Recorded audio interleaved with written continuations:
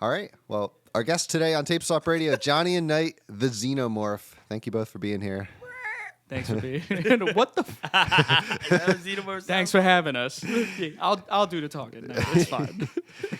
So you guys, I mean, you do a lot of different styles. You have hip hop in there. Johnny, you were doing some acoustic singer-songwriter stuff. So how did you guys meet up, first off? How did you come together? Work. Nah, Not well. Yeah, Yeah. we started working at a warehouse together.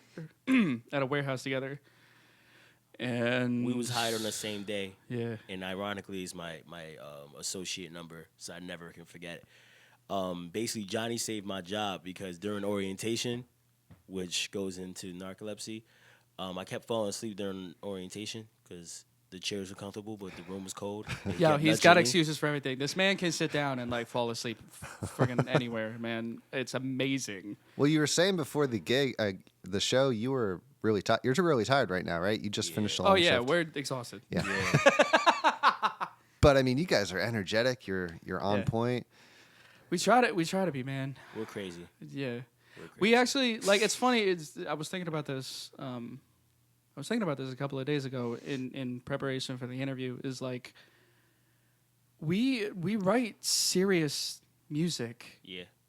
But like when we're not singing or we're not creating the music, we're just freaking goofballs, man. 100% Like we are of the time. we're always cracking jokes at each other's expense and at other people's expense. You know what I mean? Yeah. So it's like, Except when he's mad. well, then I don't talk to It's anybody. like, what? Like, how is Johnny Williams angry? You ever seen Alien? Yo, the Xenomorph. Yeah. That's the Xenomorph, by That's the the way, Xenomorph, right? yeah. From the movie Alien and Yeah. Aliens, yeah. And a lot of your lyrics, you have video game stuff in there. You have pop culture references. Yeah. So that is a background, or that's something in your background that you really like to focus on, right? Yeah, at least from my end, the hip hop, if you want to put like a sub label to it, most people call it nerdcore hip hop. Like it's like pioneered from like MC Frontalot, practitioners of it like Mega Ran, MC Chris, MC Lars, Schaefer the Dark Lord, Richie Branson, and I've always wanted to rap, about the stuff that I like and grew up on. But where I was originally from in Brooklyn, New York, it wasn't exactly cool in the 90s and 2000s. So when I finally was able to record myself and have control over what I wanted to rap about, I just kind of stuck with it because I'd rather talk about stuff I know instead of lie. Yeah. I mean, I grew up like every other kid, listening to, the hip hop that was on the radio, and then listening to the stuff that my friends introduced to me. But I was also listening to like heavy metal and country music was always in my house and that sort of crap. And the influences like in terms of video games and stuff and everything, like a lot of that comes from Nightwing in terms of the lyrics for the Xenomorph. 'Cause I generally get very wordy and talk about like I usually throw in references, but they're usually in pertainance to stuff like, I don't know, feelings, like, because I get all emo, I guess. And and like, but like I talk about politics and like the song we referenced before called Narcolepsy, like, that came about because it started as a joke. Yeah. Cause it was an insider because I sleep everywhere. Yeah, because he falls asleep at the drop of a hat. All right. But like then we flipped it around and we used it as kind of like a play on words to like tell people like, we're new, but don't sleep on us. It's like because we are, like you mentioned before, we are exhausted, and that's because we're working our ass off.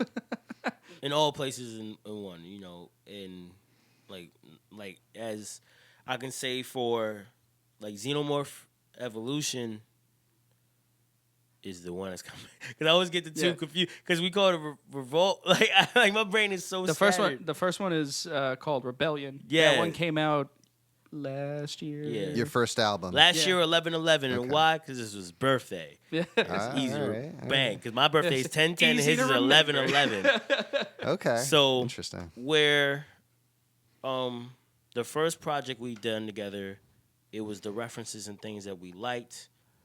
As to where the new project and I kind of, we realized it earlier talking, is kind of like, as our conversations, the more serious tone conversations sometimes, like, as we're working a 10-hour shift overnight, sometimes we go into politics, sometimes we go into comic books, psychological mindset, and it kind of like blended into the song low key without knowing. And like narcolepsy being the double joke, but also sometimes us talking our frustrations, as of where Johnny's verse is like, don't sleep on me, as he's shown his skill with rapping multi-syllable and a certain BPM. My verse is me talking about like saying my successes as well as the stuff that I dealt with, because I did a tour this year and everything, so it's like, despite the fact that I messed up today, but it's like all the whole project is kind of us, like our conversations that we have on the side. Like if we had a podcast, it's literally in music form. Yeah.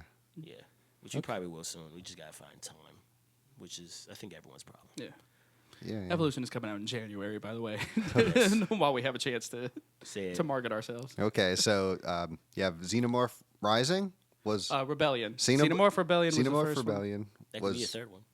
Your first album. It sounded like movies almost. Yeah. That's what I'm saying. Yeah, like, yeah. Rebellion was cool because it came about. I had a backlog of music. I produced a lot of music and was trying to like sell it and trying to get attention, and it wasn't working. And so I just had a backlog of like unused stuff. And when we met, which was 4.5 years ago, Nyte asked me like, you make music, and we started talking about it. And then he asked to hear some of the stuff, and Rebellion was weird in the respect that like it was kind of haphazard how we put everything together. Like we basically just went through the log and was like, oh, that sounds cool. Oh, that sounds cool. And then like we wrote lyrics to it. Whereas we recorded that like in a day. Yeah. Like, it was fun though. Like and Evolution was cool though. Yeah, Evolution. Because we actually sat down, planned it, said, all right, well, we want to do it like this. We want to talk about this stuff. Yeah. Mm-hmm. Let's like with every song, let's like what's the word? Like hype it up. Like so, you know what I mean? So the energy of the CD kind of ends on an explosion almost. Oh yeah, yeah. But like the transitions of the song. Both of them are the transitions I love. Yeah. It's just that I know the Evolution. It to me is like it definitely evolved from the first project, as well as like War's Raw on the first project. It took us 3 years to get that done, but the reason why is because we had a colleague that was supposed to do the third, and it kind of just fell off. And then we was like, "Yo, we're putting this on there," because I like literally had those verses in my head. Just didn't write them down, just had them. And it was like, all right, we just found it. And at first, I was actually originally just going to do the hook. And then, like, when the third guy dropped out, Nyte kept pushing me, like, yo, you should just try it. You should rap it. Like, you should keep doing it. And I'm like, I don't know. Like, I was leery about it at first. But, like, as we did it and as we kept making the songs, then it was like, yeah. I should have started this. And then he's laughing at me over there because he's like, yo, I told you from the start, like you should have just did it. Yeah, so now it's the two of you. Yeah. Well, that's what's interesting because you both make music separate and then you come together, you have the Xenomorph. So this is really a first for us here at Tape Swap doing a Shard session because we have both of you doing sort of your individual projects and then you came together to do music as well. Yeah. So thanks for being part of the experiment here. Well, and we're also like, it's a group that I kind of lead called SMG, which is Syndicate Music Group, which is a lot more other members who also do music like production and rap. Like we have a member that's in South Africa. We have someone that's in Maryland. We have someone that's in I can't say Belgium. It's like somewhere in England. Like we have a lot of members like included, and we all try to work together. Like me before meeting Johnny, but like halfway I'm like in this online community per se, where like a lot of my networking and collaboration efforts like go into. So when finally meeting someone at home, where it's like, oh, we can go to the house and record at the house. Oh, okay. Like, oh, you want to perform this together? It's a nice turnaround, you know. So how is it performing this around the area? Have you gone to shows? Have you done gigs? We've performed Wars Raw, I think about 2 years ago, right after it was at the Star City Showcase, which is a which is a showcase that we I'm sorry, which is a showcase that I set up to have like performers play. You know, because me personally out here, I think there's not enough rap platforms to start off with, so we performed that. Ironically, I didn't mess that one up back then, and when it came to his verse, we was about to go in, and then the DJ stuff just shut off. Everything just shut off real quick, and we were like, everyone was so hyped. It was man. good. Narcolepsy, when you see buffers and whatever, I'm snitching, but like, if you see it, this is the first time we've actually performed it. Yeah. Performed it together. Yeah. Like, aside from like the recording and like trying to rehearse. Sorry. Yeah. My bad. No, it's all good. All right. No, So and if narcolepsy doesn't make it into the final session, you did perform some of it today. That's the thing. So just for people know what you're talking about. Johnny killed it. Put Johnny's part. But yeah, searching. So like, man, the Valley is a weird place because we have like pockets of like really busy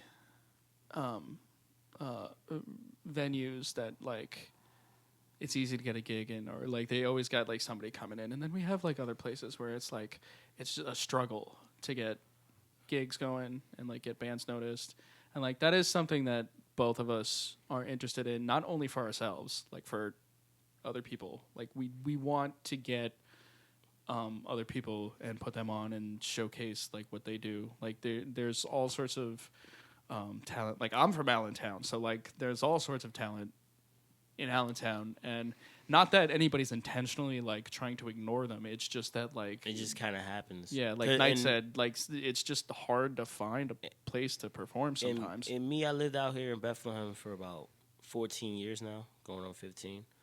And then, like, coming from New York and then coming here and seeing Music Fest and noticing, like, okay, Music Fest, but, like, where's the local rappers at? You know, and then thinking, like, are there local rock people performing? And it's like, I don't even know if they are because it's not promoted as the same as, oh, Kesha's coming.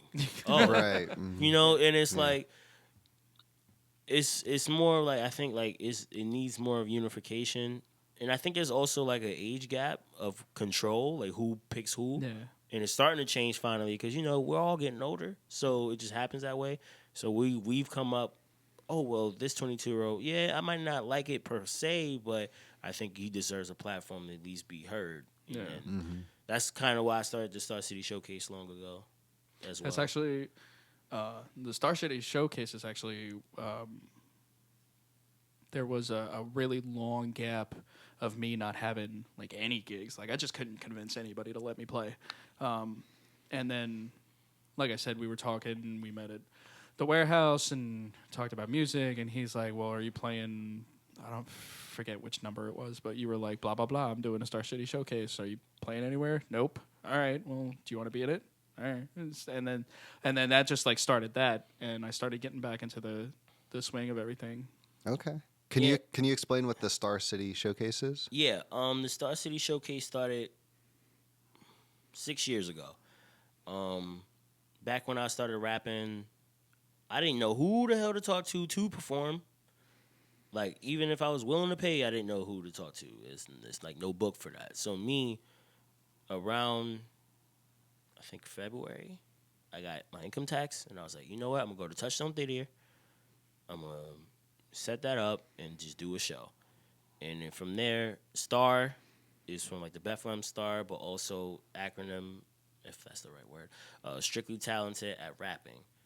And, you know, ironically, I knew a lot of rappers that were doing it, and we made a show. It went really well.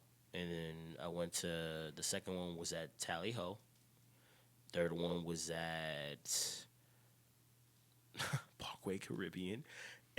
Oh yeah, that's the first oh one dude, you did. I actually forgot. Yeah, that one was it. That was a bad one. We have yeah, but the fourth and so on. Like we've done 10. The 10th one was just happened on my birthday, and it's kind of like, if anyone that wants to be able to perform and showcase, without having to deal with politics sometimes. And that's more, the politics side is more in the hip hop side of things. Mm-hmm. Like if you're not like popular or talking about a certain thing or it doesn't seem like on the internet in town, like a local internet side, if you're not big in their speaking terms, they won't even call you. Let alone like on his side, gigs, he gets paid. There's a lot of rappers out here that do performances that and don't, they don't get get paid. They have to do like sell tickets and all this, which is cool on that part. But it's like pay to play is like the is a big thing in hip hop. Too big of every terrible. musician's existence. I mean that's on rock as well. Yeah, it's just I've been hearing. It's ridiculous. It's a man. It really sucks because like it's a fine line. It's like you got to make the money somehow, but like pay to play is a bad system. Pay to play is abused. It's not regulated like it should be. Like I can admit some Star City showcases I had to start doing that, but it was more of a contingency plan of making sure that the artists would make sure they're coming. Yeah. Not even like if people come like that, but it's like, okay, if he paid this much, he's gonna make sure he's coming. And if he doesn't come, then it's like, all right, well at least I. Yeah.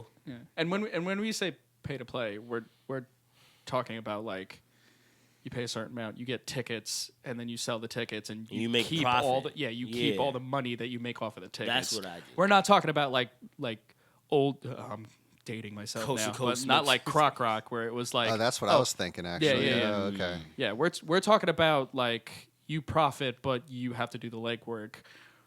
Whereas Croc Rock, you remember, like, used to, like, here, take these tickets and sell them, but, like, you don't get any money. But you get exposure.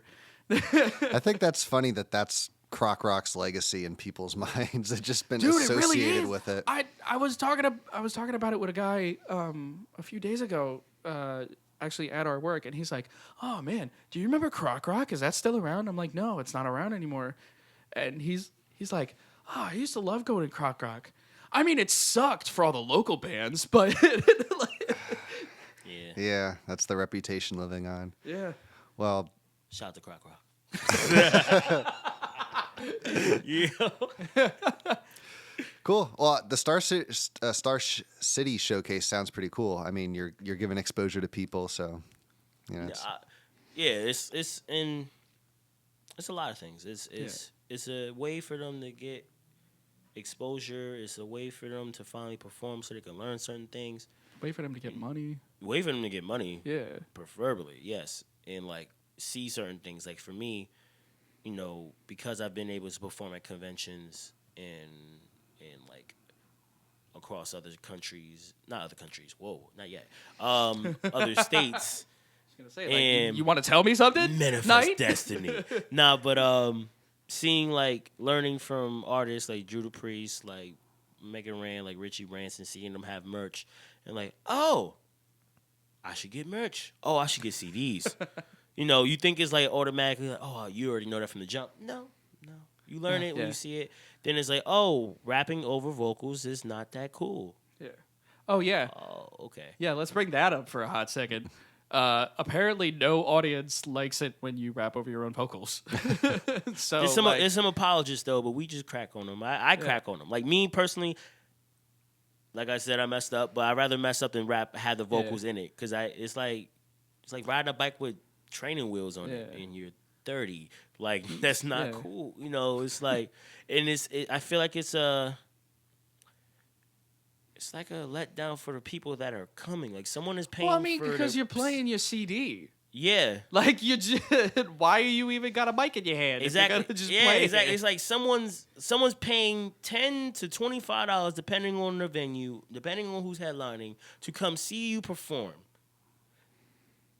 Then they come and then they hear you rapping over your vocals, which sometimes most people who do that, at least on the rap side, ain't rapping. They just letting it play and they're dancing around, and it's cool. But it's not To be what energetic, but that's not what part. That's not what they. That's bought not what the they ticket came for. man. And then to turn around, if they do have merch and CDs, then they want you to buy the CD.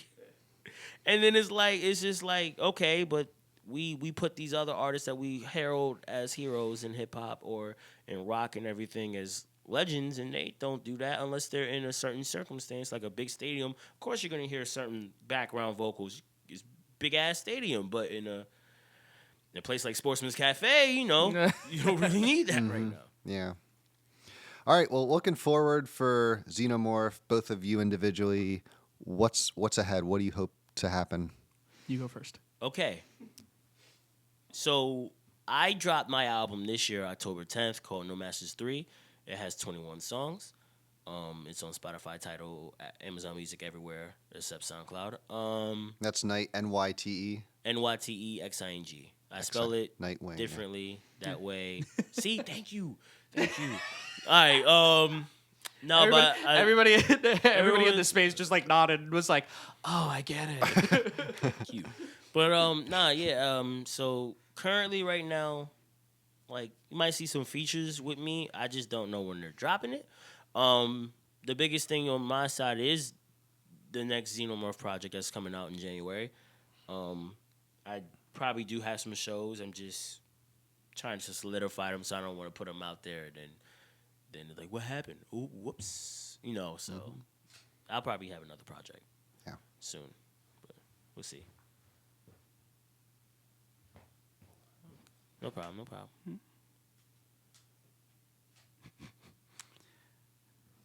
All good? They just spontaneously decided to take a picture. As of things I am working on, you're going to laugh. Hopefully Otaku Gang will have Mortal Kombat Fight for the Realms. Hopefully. and I'm working on Libra Complex 2, and that's what's coming for me. So, like, short term, I got the Xenomorph coming out in January. That's a 5-song EP. I'm in the writing and recording process of doing Exercise. a punk project with a friend of mine named Eric. Oh, damn. Shout out to Eric. So you're really dipping into all these styles. Yeah, That's well, cool. like, because I'll get to that in a second. So then, of course, like I was saying during my set, I have a solo project, which is just me doing my stuff. That one's called Exorcising Demons. That doesn't have a date yet, mostly because it's still got to get finished. And then, oh, Jesus. I'm working on... so I'll be releasing singles, like stuff that's not attached to a project, like sporadically throughout the month of January and February as well. And I'll be announcing that. I have a Facebook page dedicated to just Johnny Five the Philosopher. I have a YouTube channel, just no time to upload anything, so I'll probably fix that in the new year. Depending on what happens in January. I know, right? What else is going on? I have gigs that are starting to line up in Allentown. There's the Allentown Market, which has two performance spaces. They have an outside one, which they're probably not going to use during the winter, but they also have an inside one.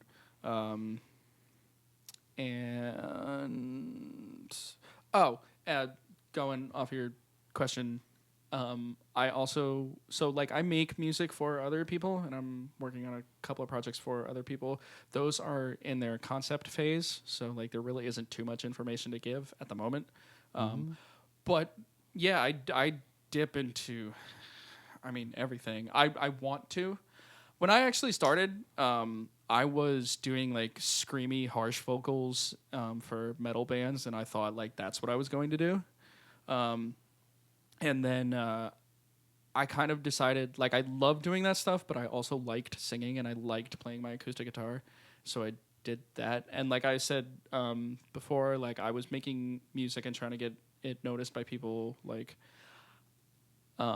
in all fairness, I think I got glossed over a couple of times because they didn't know what to make of me. Because like I was putting out like I was giving people like techno music. I was like, yo, I heard that you're a techno artist. Like, here you go. And they were like, yo, I thought you did like the hip hop stuff. And I'm like, yes. It's much easier to like get away with that now because so many producers do that. Right. That like people are used to it now. Mm-hmm. But yeah, I love doing it. Well, even with the songs on the Xenomorph, like It's very different. yeah, I love bringing in like different influences. Like he's the like straight hip hop guy. Like his influences come from like all the legends from the hip hop stuff. And then I'm coming in like, hey, have you ever heard of industrial metal? And then like I want to put that in, or like I want to put a jazz, like I want to put like jazz in it. And he's like, can you chill for a second? Like, can you it's like it's like all right. This is the ability that I can do. Okay, let me go outside of my bounds a little bit. Like a favor from the project. Is it BTK? Like that's the one. That's the weird one. Yeah, I like that one. Yeah, Like because it was like we went back and forth rapping in a very high BPM. Yeah, and it was like Solomon woke up on a Monday. It was so dope in the way it was going back and forth, and it's like people would say it's like very hip hop because like. You don't get that a lot of moves, but the song itself was like basically a rock song. Yeah, the format is crazy. The format is so crazy. Like of how that. But like, well, that was the cool thing about Rebellion was that like we went a list of tracks, like random ones, and we would like listen to it for a little while, and you'd like it was usually would be like no, and then you'd be like yeah, that one. Ooh, that one sounds kind of cool. Absolutely not. This. I was like, I have no idea how to rap on it. Yeah, right. Like, I can't find a beat.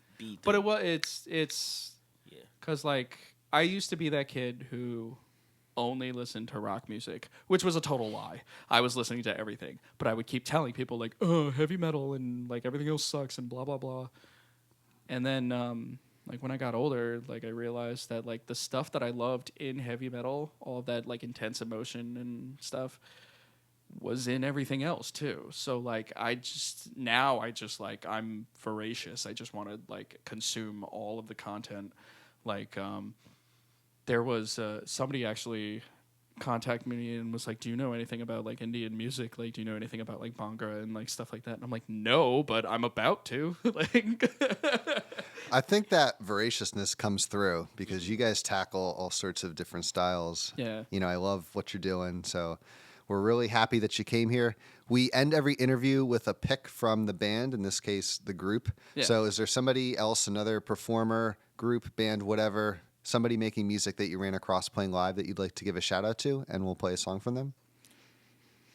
Can't be yourselves. It has to be somebody else. Well, yeah, have you guys heard about this guy NyteXing?